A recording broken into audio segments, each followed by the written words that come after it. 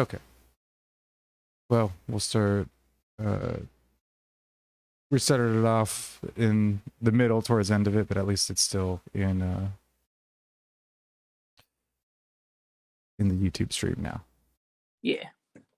Okay. Yeah, we're going back over. Yeah, transition here, there. Okay, so there was a fucking what do you call it? March, protest slash like rally, pro-Ukraine march in New York City, and we even got complete with Wolf's angle, Wolf's Wolf. What the fuck do they call it? Wolf's angle, the you know, the little Nazi Z, Nazi. Oh, awesome! Look at that. Yeah. And not only that, this will be fun. Hold on. That's a Russian. That's a Russian chaos agent. Yeah, that's just a Russian disinformation going on there. No, it gets even better than that. Give me 1 second, pull it up. The next, where is it? This video here. I'll make sure sound is on. Good.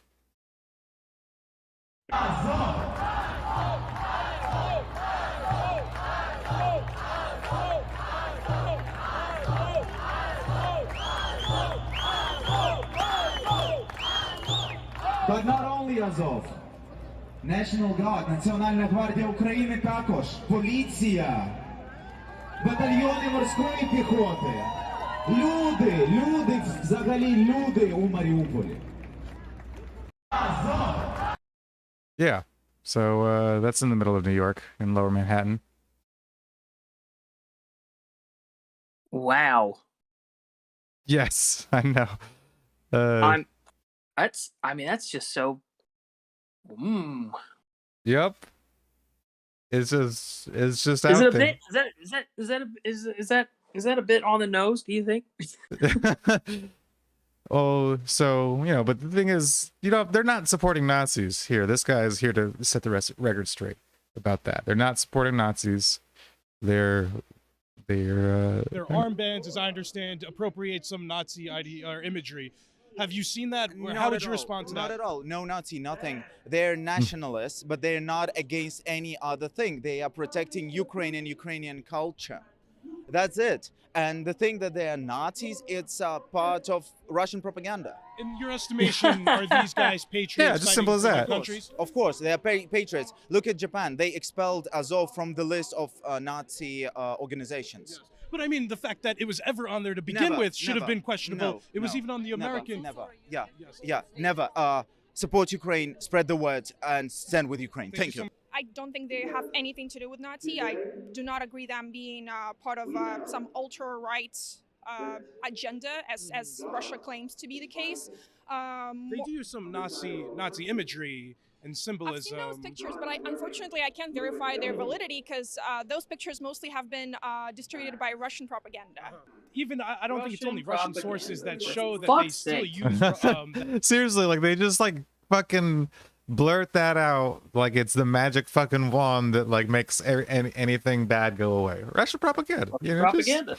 Propaganda. What's that?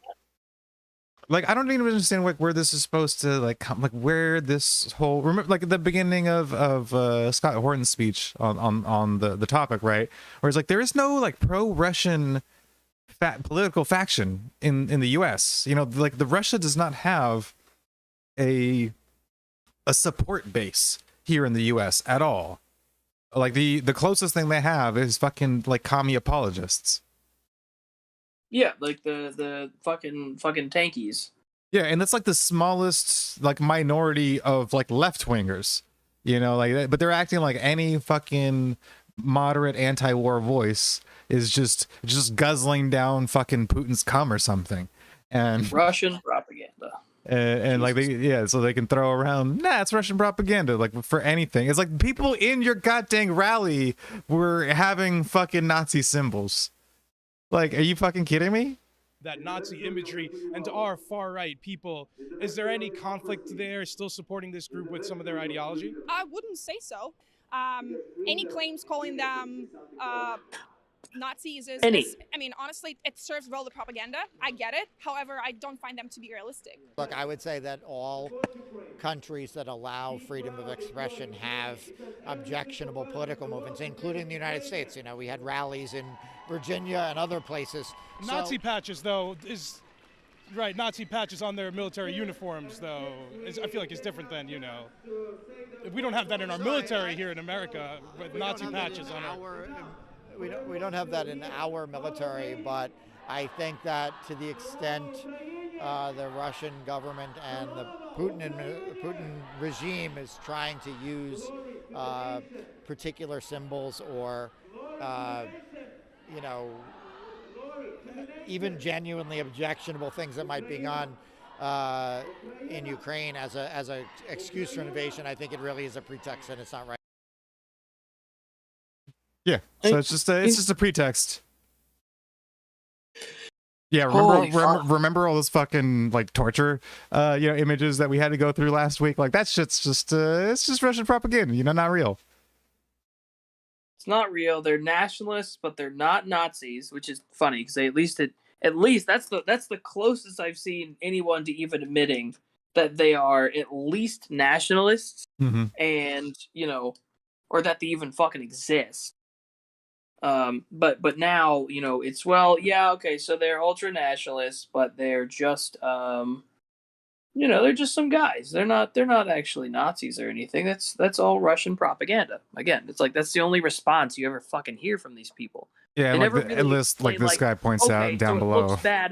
It looks bad out of context, but this is what it was actually happening, or this is the source where that disinformation came from. No, it's literally always just, it's Russian propaganda anyway, no more questions. Yeah, like this guy down below saying, it's like, look, we have seen videos like filmed directly off of the cameras of them carving Nazi symbols into the backs of captive Russian soldiers. Like, this is not made up. This is a real fucking thing that anybody can confirm. Because that shit's going on out there, and they're again shouting fucking. What the actual fuck, man? Yeah, it just makes no goddamn sense. It pisses me off because you have shit like this happening right in front of fucking people, and you still have some fucking dipshit who will argue left and right that it's just fucking Russian propaganda, that anybody that's talking about this stuff is just repeating Russian propaganda. And it's like, no, fuckhead, it's happening right here. Like, how much is it gonna fucking kill you to just admit, even just the smallest, like the smallest admission? Okay, so maybe there are some Nazis in the Ukrainian military, and maybe they have a little bit more influence than just being 10 guys fucking around somewhere that have a few extremist beliefs. It's like, no, they're fucking Nazis. They're full on fucking proud Nazis, and people are willing to defend them and even cover this shit up. And it's weird because you go from Ukraine, them proudly, they know their audience. They know their audience. Like they understand that this is not acceptable it's not good optics in Western media. So this is what happens when you get, over here. They start downplaying it again. Yeah, over there, they openly, they'll stand up in front of, the press and everybody and be like, listen, yeah, man, we were nationalists. We were super fucking important in that Maidan revolution, and we're proud of the work that we did because without us, you guys would have been a bunch of pussies and wouldn't have gotten it done. We kill people and we have fun, and that's why we have fun doing it. Like, they know their audience.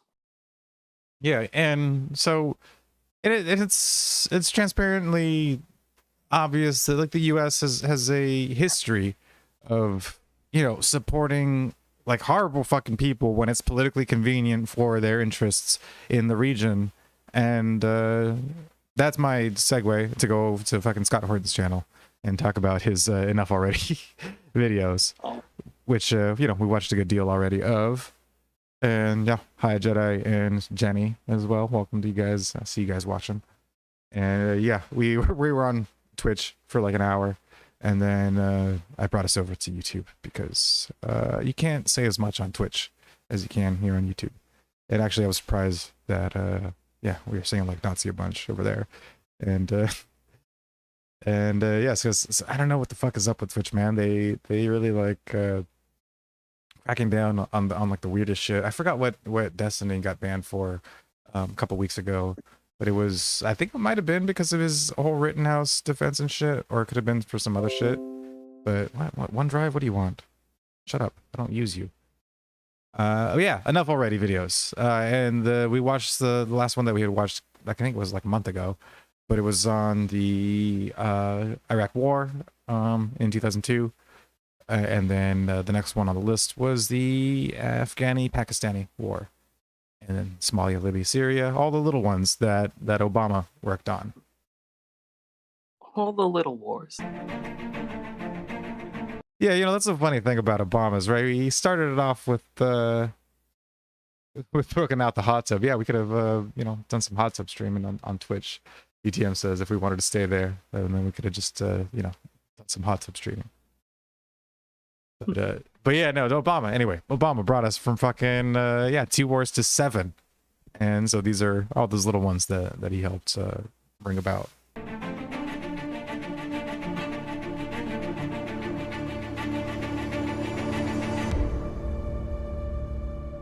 When Barack Obama ran for president, he ran opposing Iraq War II, but declaring his intention to expand the good war in Afghanistan, as well as threatening airstrikes in Pakistan, leading to the quite hilarious spectacle of John McCain attacking him as a reckless hawk. But then that's exactly what Obama did, and we know he... Which I fucking love, right? Like John McCain calling somebody a war hawk. Of all fucking... May he rest in hell. Like, oh man, I had me a good fucking drink of whiskey the day that John McCain died. That was a wonderful time. But yeah, McCain calling Obama a hawk. I love that. Yeah, that's pretty fucking incredible.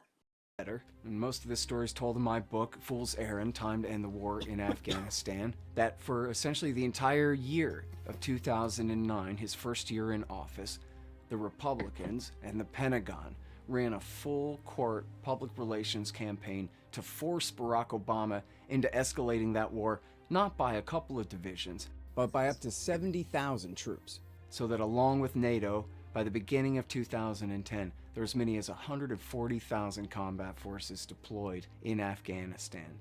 This was known, of course, as the Afghan Surge, meant to replicate the so-called success of David Petraeus' mission in Iraq War II. Now, of course, this didn't work, because Afghanistan has never been a centralized state, and in fact, there are major divisions between the ethnic factions in the country. And to somewhat oversimplify it, but not by much, the American mission in Afghanistan has been an attempt to foist a Tajik, Hazara, and Uzbek government onto the Pashtun people of the south and the east of the country who refuse to accept it. Even where Pashtuns have been included in the Afghan government, that hasn't translated into representation for the Pashtun population so much as the empowerment of even worse warlords even closer to home. For all of their faults, the Taliban have proven essentially to be the only real political representation the Pashtun population of Afghanistan has. And while the Tajiks, Hazaras, and Uzbeks combined make up about half the population of the country, the Pashtuns are the largest single plurality at 40%. Their refusal to accept the rule of America's puppet regime in Kabul has meant the failure of America's puppet regime in Kabul to rule them. And that is why it's finally coming to an end now with an American defeat. Barack Obama's surge hardly can even be said to stave off the inevitable. If anything, it merely provoked further resistance and a quicker demise of the regime that the Americans had attempted to prop up there, just as many opponents of the Afghan surge had predicted. Now, on the Pakistani side of the border, the Americans waged the Pak side of what they called the Af-Pak War, and this was primarily a CIA drone war against the last remnants of Osama bin Laden's al-Qaeda, hiding along with the Tariqi Taliban, the Pakistani Taliban, in the northwestern federally administered tribal areas and the Swat Valley. Now, by all accounts, this drone war was successful at killing the last few members of bin Laden's core al-Qaeda group, hiding there with the Tariqi Taliban. But in order to wage that war, America made compromises with severe consequences. The Pakistani government allowed the CIA drone war at the cost of America promising to help them wage their war against the Pakistani Taliban that had nothing to do with our war in Afghanistan. And this war led to the deaths of tens of thousands of people and the creation of thousands more refugees, as well as what had been called the al-Qaedaization and the international radicalization of what had previously been very small, local Pakistani extremist militias with only parochial concerns. And also, it should not be underestimated the consequences for the civilian population of Pakistan during the era of the CIA drone war there.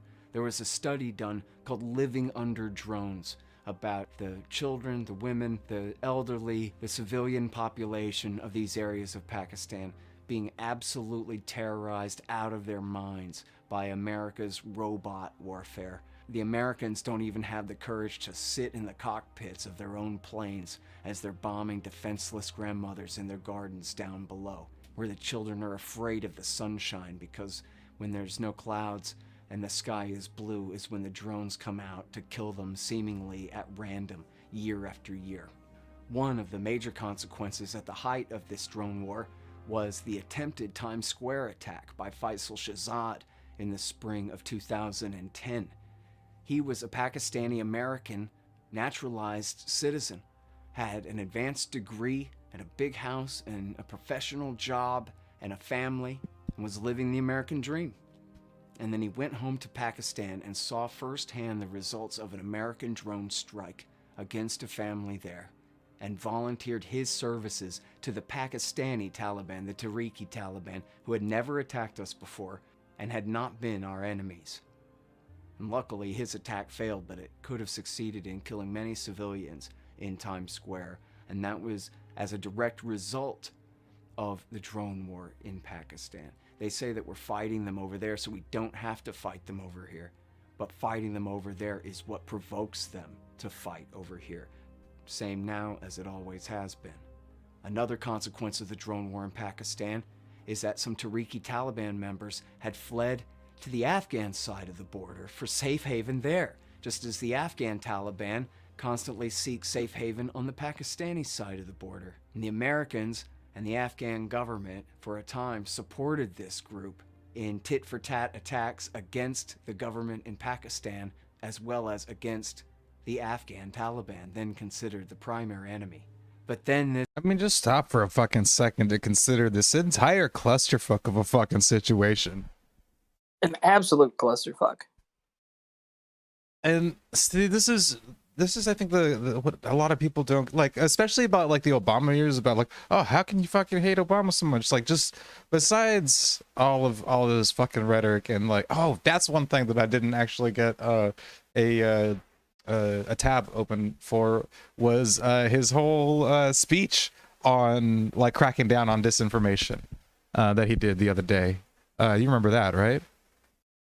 I didn't actually see the video. No, I mean, I've seen like different clips of it, but yeah, I mostly just read about it. But I mean, the message was fucking clear. It's like, I'm a supporter of free speech, but you know, things are dangerous nowadays. We tortured some folks. Maybe we should fucking, we should censor opinions. Oh no, he used the brilliant. He's like, the First Amendment is for the government, not for Facebook, and that kind of shit. Which is like, okay, I see what you're doing here, buddy. Like, you're basically asking for censorship while still claiming to be a free speech absolutist. It's like, yeah, I'm something of a free speech absolutist as well, but these are all the reasons why we shouldn't actually take the First Amendment to be taken absolutely. And so, yeah, that was a pack of bullshit. But no, also just this is why I think that like war is one of the most important topics that we can still like beat into the political realm, right? It's like we cannot let like these wars just get slid under the fucking table and like people forget about them. Like we have to make sure it's like, listen, like Trump wasn't bad because, he said some shit about Rosie O'Donnell or, like any number of his, but he was bad. He should be buried underneath the fucking federal prison, hanged, in fucking burned and all sorts of fucking terrible shit. Why? Because he was a fucking warmonger, the same as Obama, the same as Bush, the same as Biden. Like these motherfuckers have thousands, if not millions of lives that are the blood on their hands. Like this is not light shit. Like these fucking, like these drone attacks, that shit. Like imagine being a fucking kid in Pakistan and having just seeing random houses get blown up for seemingly no fucking reason, and you have no idea if the next one's gonna fall on yourself, to the point where you're afraid of blue skies or just going out in general. Yeah, because like they have no fucking clue who's getting hit next or even why, because all of this is done without there's no trial. It's not like they're telling any of them why they're doing it. It's just a bomb falls from the sky and fucking their neighbor's blown up, their uncle's blown up, and then they wonder why. It's like, why do they hate us so much, man? It's like, yeah, because the fucking uncle died the other day, because this kid was fucking at a barbecue and half of his family is gone now. Yeah. And that was the comment. Responsible. I mean, and that was the theme, like in all of these fucking terrorist organizations that we talked about with the 9/11 terrorists, like Muhammad Atta and the other guys. It's like, they could be seen at like strip clubs and drinking alcohol and shit. And it's like, that's because Islam is not their concern. Okay, the fucking US and their intervention in their homeland is the concern, and that's why they're doing this shit. It's not like some weird nebulous like fucking random happenstance, or like some division between like the Western culture and Islamic extremism. Is like Islamic extremism is used as a pretext. Freedom. Yeah. It's like Islamic extremism is used as like a pretext on their side to like rally their people behind a common people, like to identify with a tribe in a certain way. It's used for tribalism. It's not used because like they're truly devoted to like every single literal word of the Quran. And if like just like with this drone program, if like that shit hadn't been going on in Pakistan, then that guy who was just a normal guy of Pakistani descent who saw his homeland being fucking ravaged by bullshit wouldn't have decided to try to bomb a major US city and say, hey man, like maybe let's call attention to this shit. This stuff doesn't, like, it's funny to say like terrorist attacks don't just fall from the sky, because quite literally they do sometimes, but at the same time those that do don't exactly, like, it doesn't come from nowhere either. There's motivations. These are human people with human motivations, and by God, do they have a fucking motivation when we're doing this kind of shit to their country. And I mean, I think you're right when you especially talk about Trump. Like a lot of people forget that he like expanded the drone program even further than it already was. Mm-hmm. And I mean, just the idea of a drone program should fucking bother people. That should give people pause. Like, all right, so now there's not even, people on the ground here. There's not people in the cockpit. Now we're literally have a person sitting in a fucking, trailer with a computer set up, a few miles away, or further. Shit, I don't know where the fuck they run half this stuff from, and just picking targets, just taking them out. That's their fucking day. Yeah, they're just dropping death on little blips on a screen. Like that's their fucking day, and it's like, on the surface, like, that's fucking terrible. Like that has terrible ramifications for war in general, but also, it leads to other things. I mean, people talk about like the the robot dogs being weaponized, and it's like I absolutely, I mean that's already happening, but like when they first came out with them, it's like I absolutely could see that happening now because we weaponized remote control airplanes, and it didn't take that long at all for us to do that, and then build a whole program around them. So Mhm. of course shit like this is going to happen, but then on top of that, it's like what I mean, what are we doing? I mean, what are we doing? Like, how what the fuck? I can't get in the headspace of like the kind of person that like that's their job. That you're so removed from the actual action of what you're doing that it's just yeah. I mean, they're just shooting at blips on a fucking screen, and then you go home at the end of the day. Like you, I don't know. I just Yeah, this is what you signed up to the military to do. it has a lot of. I mean, we could talk about it all day. It has a lot of philosophical ramifications. I feel like when you just start talking about like where we're going as people when this Uh, kind of shit starts becoming the norm.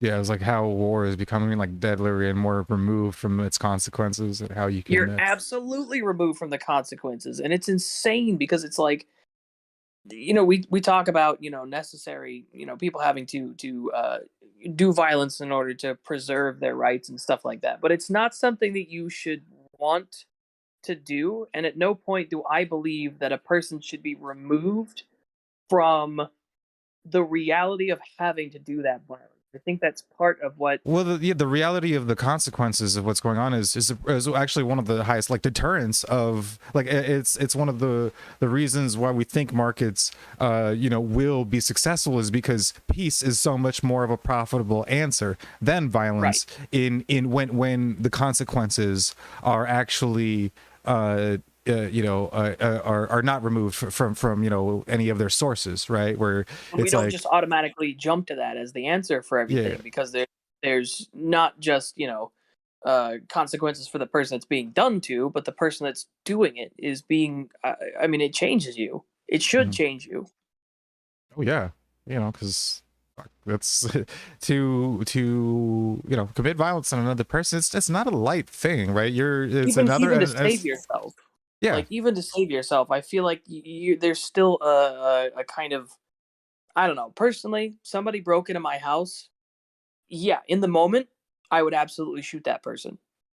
Not a second thought about it. Well, I But don't think you'd be later, happy about it, like in the long but I mean, term, you know. later, I mean, I'm looking at the really the real ramifications of it. Like, I mean, chances are, like, what's the thing about don't always assume that somebody's being malicious, but rather that they did it out of ignorance or desperation. Like somebody breaks into my house, they're probably not there to kill me. They're probably there to steal my fucking TV. But shit goes wrong all the time. So I'm sorry, I can't assume Yeah. that you're gonna take my stuff and leave. I have to shoot you. But like that would make me feel terrible. I've killed a desperate person.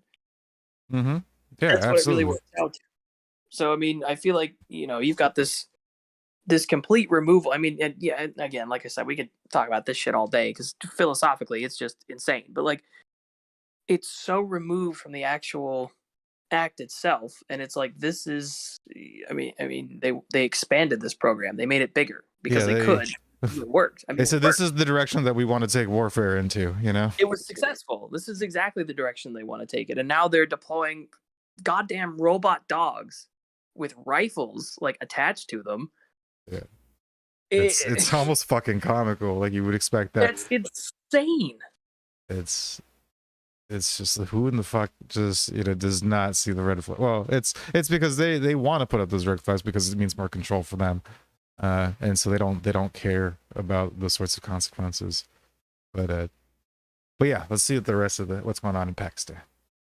Sorry, that was a This group tangent. No, decided- that's, I mean, fuck it. It's our podcast. Like, yeah, we're watching the video, but ultimately it's just wherever the fuck we want to talk about. It's just a little backdrop for us to pepper in whatever else we want to say. to hoist the black flag and announce to the world that they were loyal to Abu Bakr al-Baghdadi. I'm gonna pull it back. Attacks against the government in Pakistan as well as against the Afghan Taliban, then considered the primary enemy. But then this group decided to hoist the black flag and announce to the world that they were loyal to Abu Bakr al-Baghdadi, the so-called Caliph Ibrahim of the Islamic State. that had by then taken over parts of Syria and later Iraq. And this is the group that is now called ISIS Khorasan, ISIS-K, or ISIS-KP. And this is given the safe haven myth that says we can never leave Afghanistan because there are international terrorists there, a whole new lease on life. No one's seen an Al-Qaeda Arab in Afghanistan in almost 20 years. But as long as some local Pakistani Pashtun militiamen calling themselves ISIS have camped out in the Nangarhar province, and our generals and our spies and our media men and think tank millionaires all have a brand new narrative about why we have to now stay forever. Now, President Donald Trump has wanted out of Afghanistan for many years before he ever became president, and he did order an escalation. But since then, he's been negotiating with the Taliban and trying to find a way to get out of that country. However, he's up against the entire American military establishment and national security state, and they do not want to give up, especially their Bagram Air Base north of Kabul and their presence overall in that country. It doesn't really give. Hey, I wonder whatever happened to that air base. I'm sure there's a story there somewhere. Us any Somewhere. strategic advantage against Iran, Russia, or China. It simply serves as a possible tripwire to a conflict with countries on their turf on the other side of the planet from here, where we don't belong in the first place. There's every reason to believe that the military will insist on keeping at least some troops in the country, and that the Taliban then will insist on continuing to fight and refusing to accept the continued presence of American combat forces, just has always been their position. Remarkably, in 2020, neoconservative policy advisor Zalmay Khalilzad, working for President Donald Trump, succeeded in hammering out a withdrawal deal with the Afghan Taliban. It required that the last U.S. combat forces would have to be removed from the country by May 2021. But just 2 weeks after taking office, President Joe Biden announced that he was canceling the deal and that U.S. troops would remain in Afghanistan indefinitely. The Taliban vowed to continue their fight.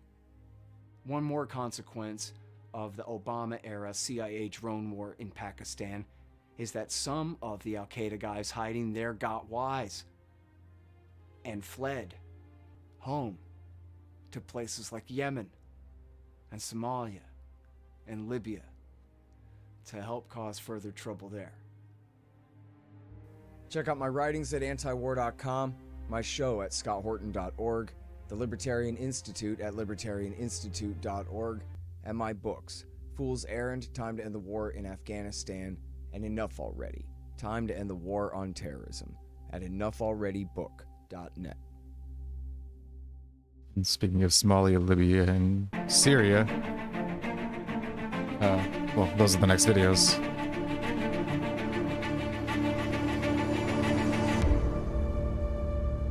So the story of America's terror war in Somalia in the 21st century is as tragic as it is ignored. Somalia had been a communist country, and after the fall of the Soviet Union in 1991, the country was basically split apart into warring factions.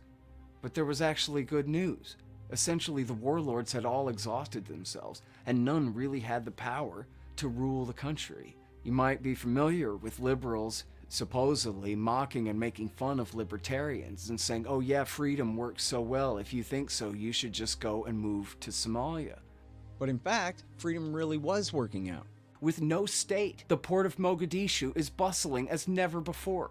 With no state, the standard of living is rising faster than any country in sub-Saharan Africa. With no state, the telecommunications in By the way, have you ever read that paper before? Better Off Stateless, Somalia Before and After?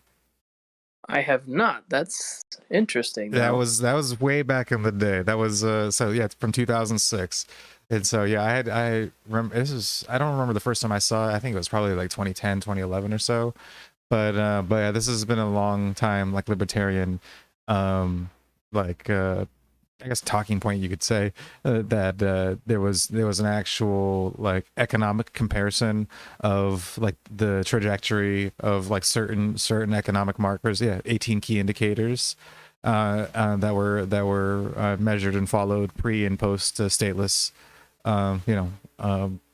society era of Somalia, and it turned out that yeah, they were better off in those indicators without any government, and than before when they'd had one.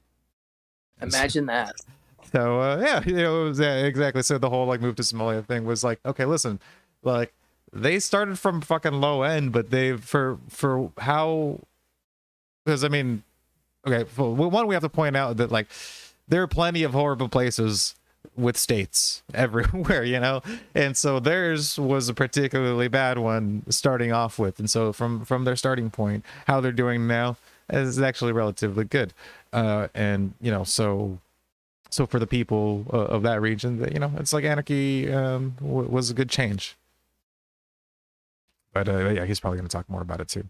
Industry in Somalia is spreading more rapidly than any other country around. It wasn't done out of an ideology of Rothbardian anarcho-capitalism. It was just the de facto state of being, with very weak tribal forces doing what little governing was happening at all, as the warlords had been exhausted and marginalized. Then came George W. Bush. In 2001, after September 11th, he dispatched the Joint Special... That is a good line. I couldn't help it. I cracked up. Then came George W. Bush. that is a great transition. It's like, you know what? This fucking horrible place was doing super good. Remember's improved thing. Things are going great. The Fire Nation attacked.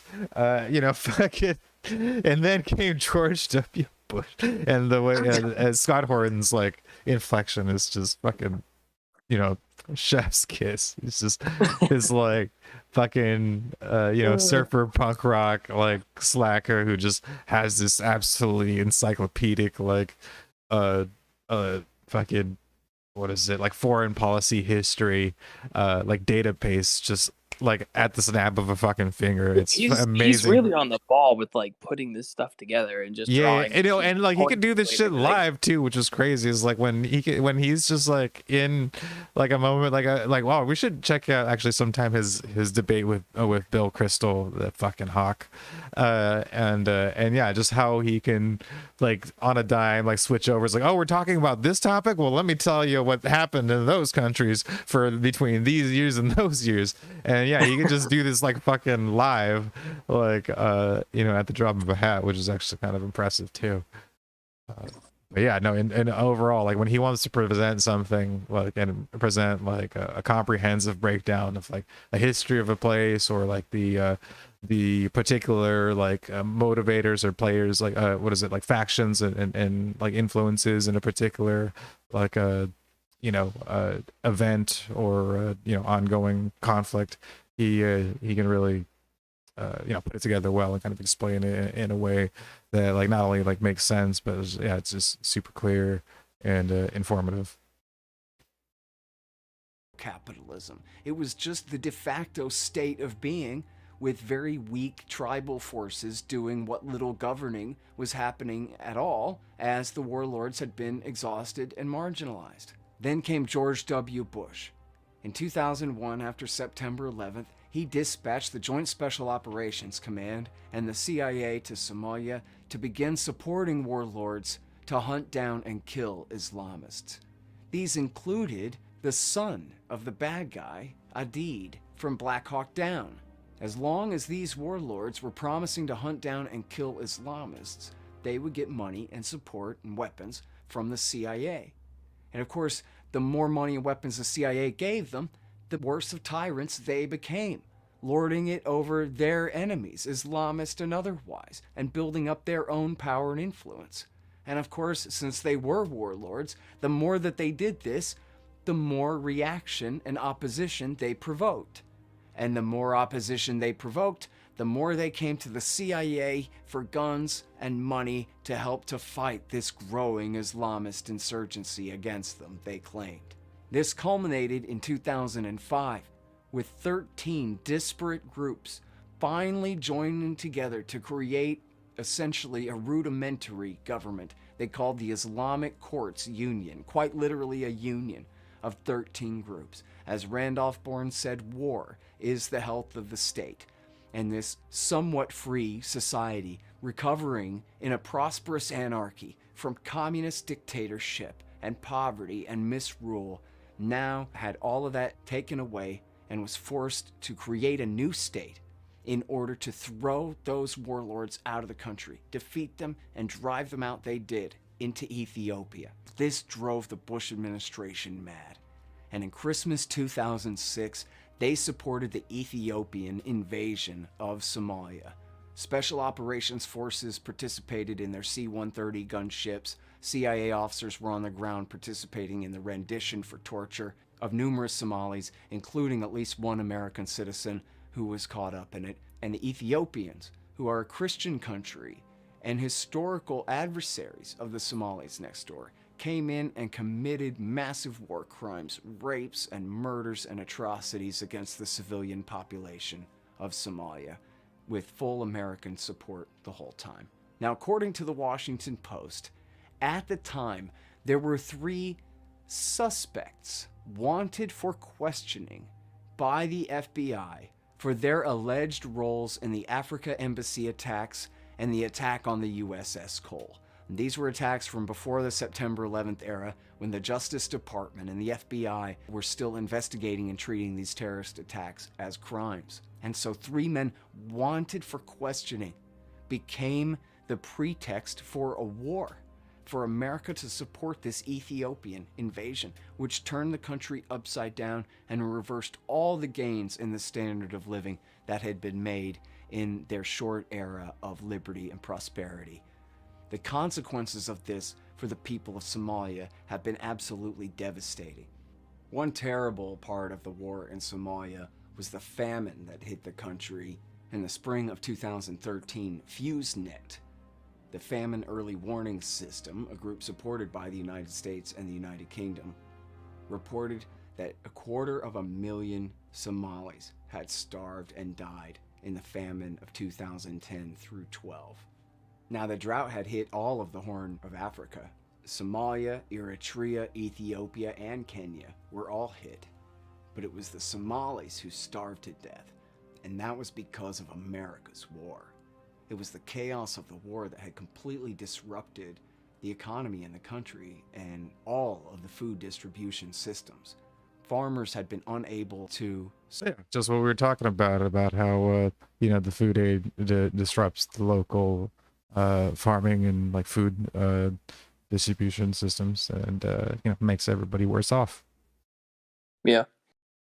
sow their crops, and the ones who had been unable to reap them, and the ones who had no way to transport their crops to market, and there was no market to transport them to, and there were no customers, and the entire financial, economic life of the country had been thrown completely into chaos. And so instead, 250,000 people, according to FuseNet, most of them children under 5 years old, laid down and died.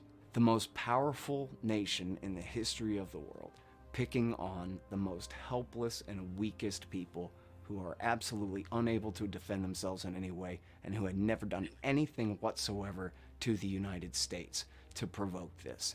Now, another result of the war in Somalia, of course, is the rise of al-Shabaab. When the Islamic Courts Union came together, al-Shabaab, the youth, they were in last place in influence out of the 13 groups. Their job was to sit there and nod and do as the elders had said. But once the war began, of course, the youth are the ones who do the fighting. And as the rest of the 13 groups essentially dissolved back to their local tribal territories, al-Shabaab were the ones who grabbed the rifles and fought the insurgency against the Ethiopian troops, at least temporarily driving them out. It was only years later, when Kenyan forces invaded and forced al-Shabaab from their base in the port city of Kismayo, that they eventually resorted to begging the Saudi princelings for money, which required their declaration of loyalty to al-Qaeda. Years, in fact 6 years or so, after the real worst of the war there had begun. 11 years after George Bush had begun to attack them in the days after September 11th. Then in 2008, as time was running out on the Bush administration, Condoleezza Rice made a deal with Sheikh Sharif, who had been the leader of the Islamic Courts Union, that in fact he could be the president after all, just as long as it was within the form of the transitional federal government that the US and UN had created for them. He took the deal. They kept him in power until 2012. Al-Shabaab, of course, denounced Sharif and his men as traitors and have continued their fight. And of course, Barack Obama kept the war going on the American side as well the entire 8 years that he was in power, with massive escalations in drone and special operations raids, and even launched cruise missiles from $20 billion submarines against innocent women and children in their thatched huts in the name of counterterrorism.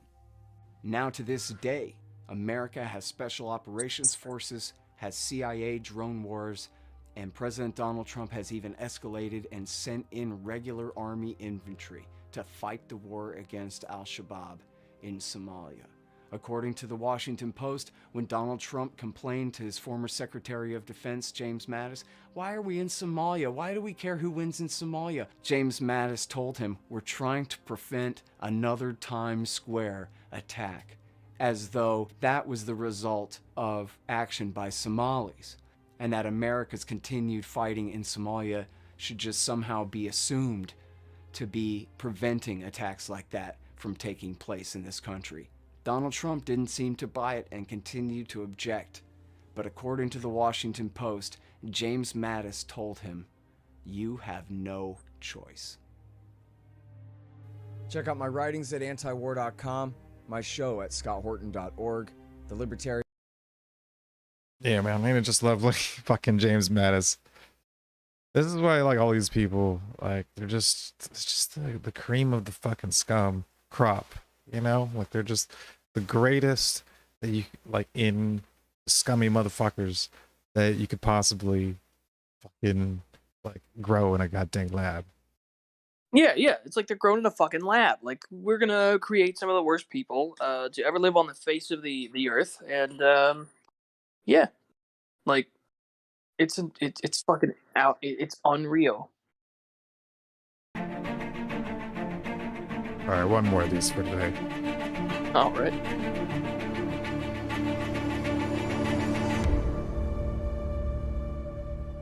A few years ago, a friend of mine, a grown adult, said to me, "We had a war in Libya?" And that's how it is in our era of phony wars now. We got so many we can't even keep track. You could have an entire year of war against a man who really was a global superstar, the wacky Colonel Muammar Gaddafi, a character that everyone's familiar with. Yeah. Yet, for many Americans, apparently the whole thing slipped by without even being noticed at all. Low-level war continues to rage there. After the revolution in Egypt in early 2011, where the entire population of the country virtually came together to overthrow the longtime American-backed dictator Hosni Mubarak, the Americans needed a public relations stunt. Ronald Reagan had attacked Muammar Gaddafi back in the 1980s. In 1986, MI6, the British intelligence service, had attempted to use Libyan Islamic fighting group terrorists, bin Ladenite associates, to kill Gaddafi around 1999 and 2000, a policy that had failed and then was completely called off after September 11th. But George W. Bush had famously invited Gaddafi in from the cold in 2003. It was really a publicity stunt itself, in order to try to claim that the Iraq War was good for anything. See, Bush claimed, it scared Gaddafi into compliance, and he's now giving up his nuclear weapons program. In fact, he just had some junk left over from a Pakistani garage sale that was sitting in boxes in a warehouse and could never really have been used to create nuclear weapons. And he had truly bought that stuff just in order to have something to negotiate away and give the Americans a win so that they would invite him in from the cold. And that's what George Bush did. Gaddafi's government immediately joined the coalition against jihadist terrorists. In fact, his government had issued the first warrant, the international arrest warrant for Osama bin Laden back in 1996. He did have his enemies in the jihadist groups like the Libyan Islamic Fighting Group, many of whom who had traveled to Iraq War II to fight with Zarqawi against the Americans and the Shiites there. In the aftermath of Iraq War II, many of them came home, and as was abundantly clear at the time, the uprising in Libya wasn't really a bunch of scrappy democratic rebels at all. It was led by Libyan Al-Qaeda members, veterans of Iraq War II. That was whose side Obama and Hillary took in that war. And by the way, they lied us into it.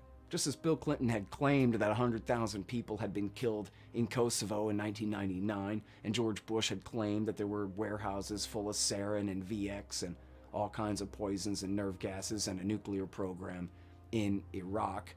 In Libya, Barack Obama had the lie that Muammar Gaddafi had vowed to murder every last man, woman, and child in the city of Benghazi, and that America had to intervene to stop a genocide from taking place. When, of course, Gaddafi could have killed every man, woman, and child in Benghazi his whole long dictatorship. For decades, he'd ruled that country and had never done any such thing. And in his government's effort to put down the uprising in the various towns where it had begun, they had not massacred civilians in any of them. They had simply put down the rebellion and had moved on to the next town. There was no real reason to believe that. This was a hoax that Barack Obama's government served up to the American people in order to make this seem like a defense of innocent life. And in fact, we know now that the military and the CIA were trying to stop the war, while Hillary Clinton's State Department was leading the charge for it. Another one of the famous lies of the war was that Muammar Gaddafi was passing out Viagra to all of his troops to rape their way across Libya and wage this total war of humiliation against the women of Libya in order to get Democratic constituents on board. There were mass rapes in the Libya war, but it wasn't Gaddafi passing out Viagra. It was the jihadist militias that America had sided with, who waged a massive sectarian and ethnic cleansing campaign against sub-Saharan black Africans in Libya. The rumor essentially was that since Gaddafi had hired some black Africans as mercenaries in his private protection force, that therefore all blacks in Libya were somehow Gaddafi's mercenaries and were enemies of the state to be destroyed. And so the town of Tawerga was completely wiped off the map. Thousands of people were killed, and the women rounded up into refugee camps, where we have it on good authority, the great reporter David Enders, who was there and interviewed all these women, that the jihadists would come at night and participate in these mass gang rapes with American-supplied weapons held to these women's heads. The violence that the Obama administration promised that they were intervening to stop has reigned across Libya ever since then. Obama later famously said that Libya was a shit show, and it was the worst mistake of his presidency. But if you look closely at his statement, he doesn't say he was wrong to take Al-Qaeda's side in overthrowing a stable dictatorship in North Africa. He said his mistake was only that he did not invade and occupy the country with American infantry and embark on the kind of nation-building campaign that had already completely failed in Iraq leading up to this.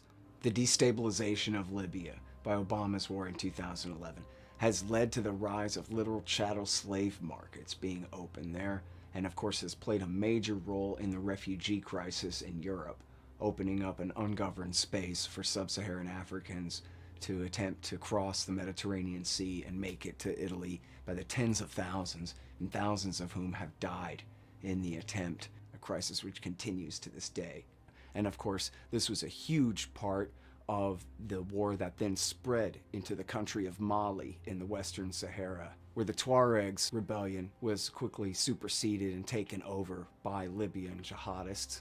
And it's also, of course, the basis of Hillary Clinton's, quote, bank shot plan to smuggle jihadists and weapons from Libya onto the next regime change in Syria.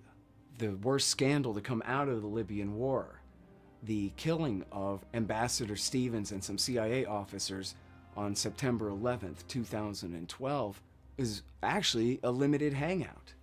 There wasn't enough security. The military did not swoop in and perform a rescue on time. They blamed the attack on a riot over a silly movie on YouTube, when in fact it was really a terrorist attack by Al-Qaeda. Well, all those criticisms were true, but they missed the major point. What was Ambassador Stevens and the CIA doing in Benghazi? Why did they have a makeshift consulate in eastern Libya when the capital city, Tripoli, is in the west? And the answer is America and their allies, particularly the Qataris, were in the middle of a mission to funnel these jihadists and guns, especially those seized from Gaddafi's stores, on to the next war in Syria.